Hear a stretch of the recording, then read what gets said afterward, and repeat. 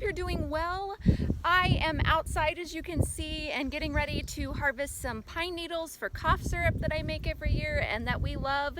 And I thought I would take you guys along for the ride and show you how I go about doing that and how and when you harvest, etc.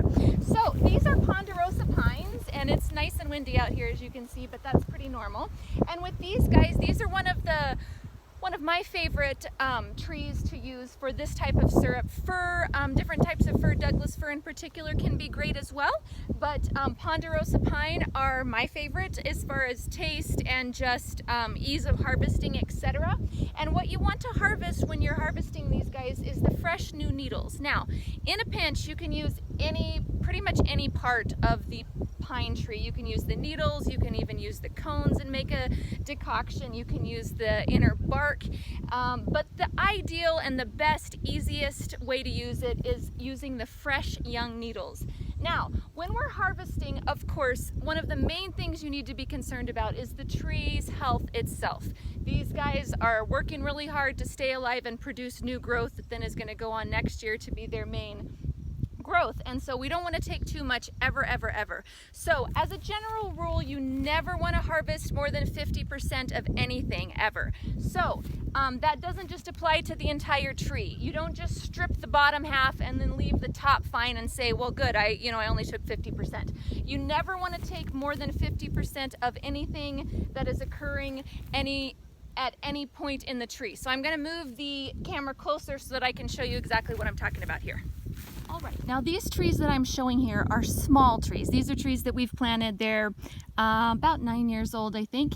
And I'm not going to be harvesting needles off of these trees. On younger trees, we want to let them keep all of their new growth so that they can be as healthy as possible and continue growing up to a really good size. But it's way easier to show this on the small trees, so I'm going to show you guys what I'm talking about here on the small trees. So, get this camera situated here. So for example, on this cluster here, the new growth is this branch here is new, this one, and this one. So we have four new branches here. Now you don't want to cut the center growth. Just in general, if there is only one point of new growth off of a branch, this is an example of right here.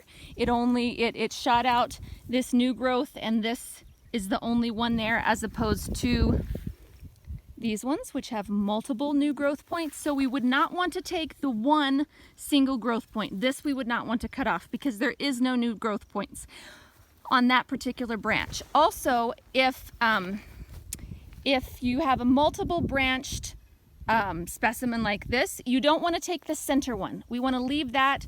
That'll keep the main branch growing really nicely.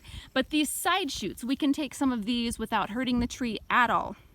In general, I like to go for about I never take more than a third. I don't like the half rule so much.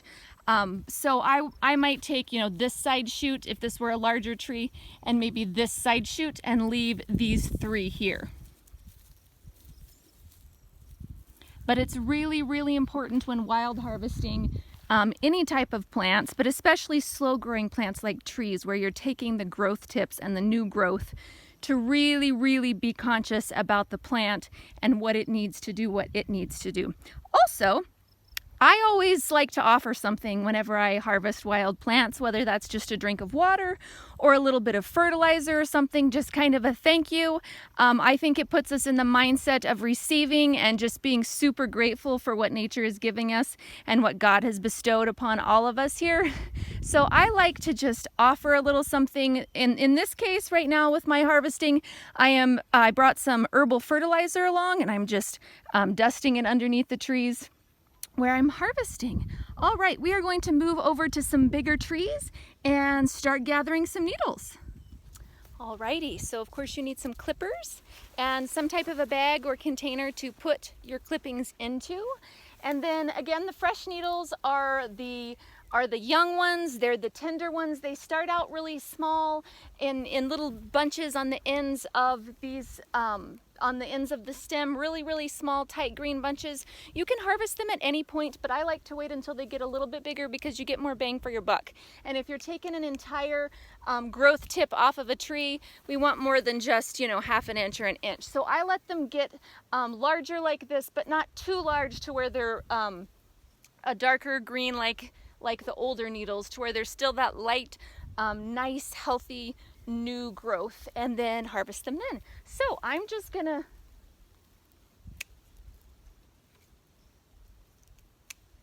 start taking a few side shoots here.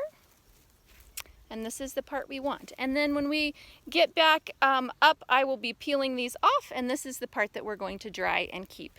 And this inner stem part will be used for other things. But I don't use the thick inner stems for the cough syrup that I make this time of year.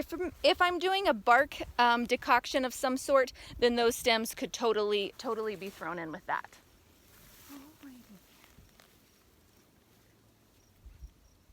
We got some fresh new nice cones here. I think you can see there. Very nice. And you just continue around the tree and get as many as you need without obviously taking too many. And I'm going to continue to do that, and I will be back. Alrighty, so just a really quick recap. Never harvest more than 50% of whatever you're harvesting. So if you're harvesting tips or new growth points, then you never harvest more than half of those. If you're harvesting roots, never more than half of that, etc., etc. And depending on what you're harvesting, sometimes the half rule isn't great. With new growth tips, half isn't quite enough. You need to leave more than half for a tree like this. But with a lot of wild crafting stuff, the half and half, at least making sure you never go more than half and half, is a great tip. So we just remove them at the base, growth tips, with new needles, like such, off of larger trees that won't be harmed by harvesting. And we're going to take these, we're going to strip all the needles off and dehydrate them.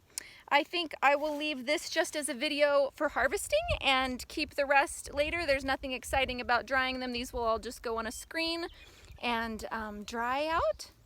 And then at a different date when I'm making syrup, sometimes I make cough syrup with the fresh needles and honey, but in this case I'm going to dry them first.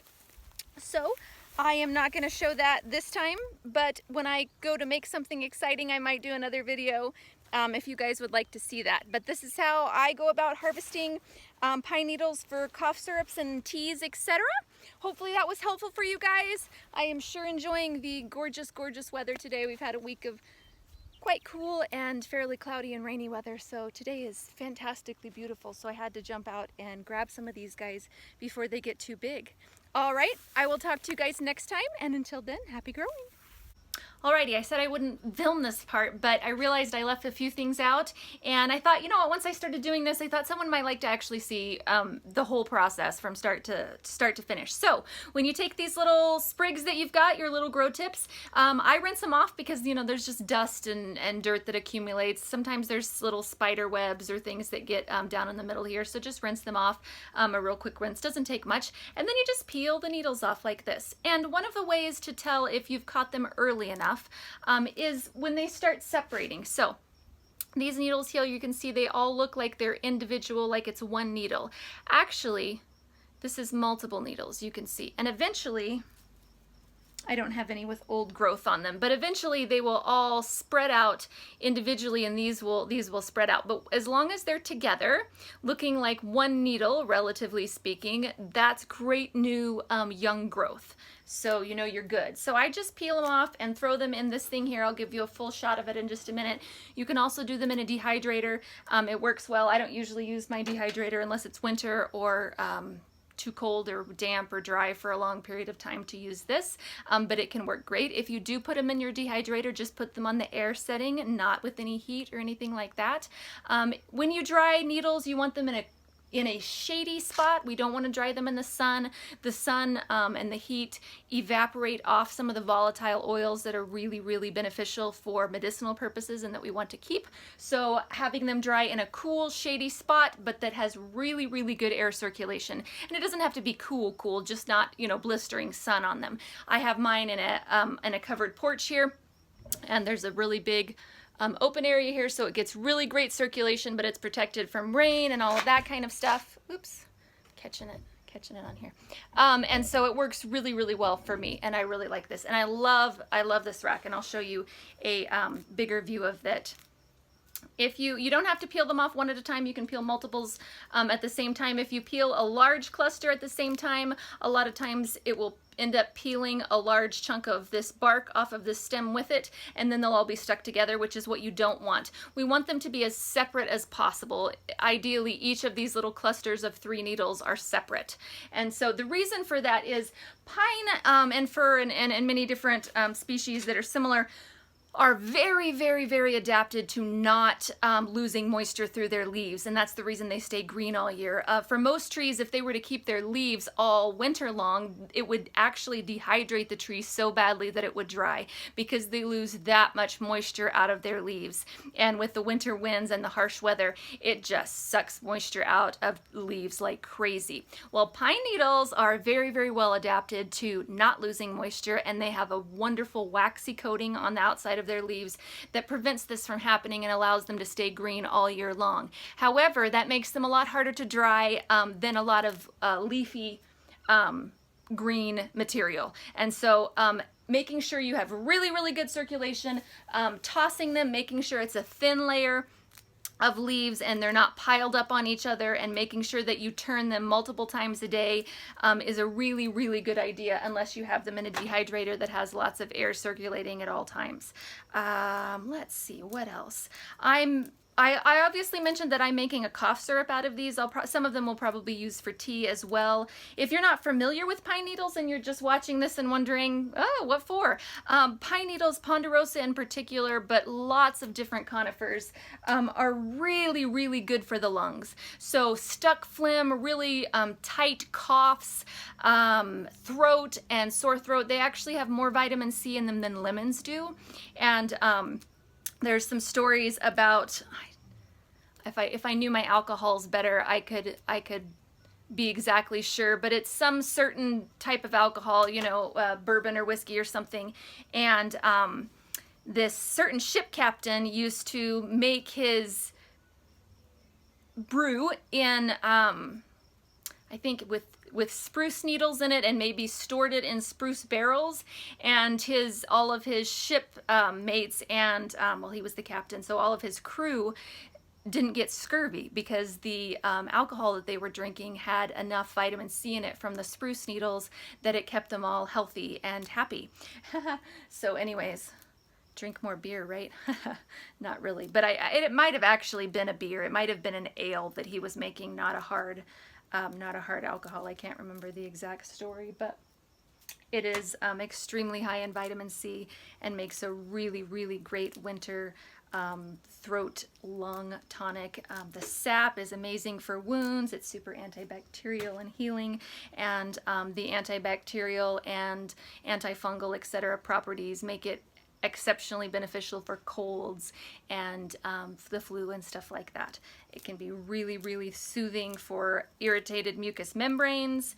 And yeah, my favorite thing is cough syrup because it's easy, it tastes good, the kiddo doesn't mind it at all, he'll take it by the spoonful, and I use honey to make mine with. You can use various and sundry, make a simple syrup with the pine needles out of sugar and water, but I generally use honey, and that works really well, and it has an extra added layer of medicinal benefit for cough syrup and soothing throats and membranes and whatnot. Alrighty, I have 2 more to go, and then I will lift you guys up and show you this entire rack. I'm trying to think if there's anything else that I could go ahead and mention. After these are all dried, I will probably chop them up. just because they're a lot easier to store in smaller pieces. These long needles, when they get dry, are pretty sharp and long, and they're just easier to handle and divvy up and put into teas, etc. when they're chopped. If you are storing herbs long term, the least amount of cutting possible is ideal, because every time you break a plant, the volatile oils are released. So first off, leaving them whole before we dehydrate them is ideal. Chopping them up and then dehydrating them chopped allows a lot more of the volatile oils to evaporate off, and that's what we don't want. So we like to leave whatever we're doing whole, ideally, as we're drying it, and then afterwards we can crunch it up and put it in the jar, in a jar where it will be sealed up and those oils won't all evaporate off. All right, let me move here and show you this whole rack. It has four tiers, and I really like this. You can get it on Amazon, I think, and multiple other places. You can take 2 of the racks off if you only want to have 2. You don't have to have all 4, but I really like them. I could probably even use a few more with all of the stuff that I do. And the thing I really like about this one is the lip here. There's quite a few that don't have lips, and I just dry too much, and we have way too much wind up here for not having lips, and I like drying things outdoors when possible, and so the lip makes it really, I don't have to worry about really light blossoms or leaves, like when I'm drying rose blossoms or something. I don't have to worry about a slight gust just puffing them off, because the lip will catch it, and I really like that.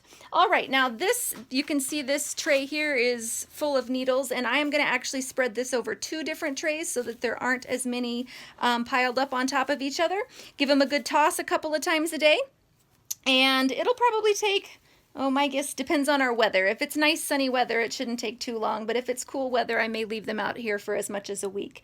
We will see, but usually a couple of days, if it's nice warm weather, is plenty. But you just have to play it by ear and see. You want to make sure that the moisture is really good and out of them, so you don't have any mold or anything like that going on when we store them. Okay, I think that's it. Thanks for bearing with me. I know I said I wasn't going to do this part on video. Obviously, I don't plan this out. I was just like, I gotta harvest these and I'll take you guys along for the ride. But when I got back home, I thought, you know what? It would actually be nice to share this last little bit. And I realized I didn't really say much about why I was making them into cough syrup or what you would use them for, in case someone was interested. So until next time, wait, before I go there, if you have an opinion about whether you would like to see herbal stuff continue to be on the succulent channel or not, please leave a comment below. So far, all of the feedback that I've gotten has been leave them together. Leave any herbal stuff and succulent stuff together on the channel, and I can just make a playlist for herbal stuff and then have the succulent stuff available. I don't know. I'm kind of going back and forth of thinking, you know, maybe I should just do a whole separate channel for herbal stuff, but you know, but maybe not. One channel is obviously easier for me. So if you guys are happy with one channel, that's great. I just don't want to annoy all of the succulent people too much who come to a succulent channel and end up having a lot of herbal stuff.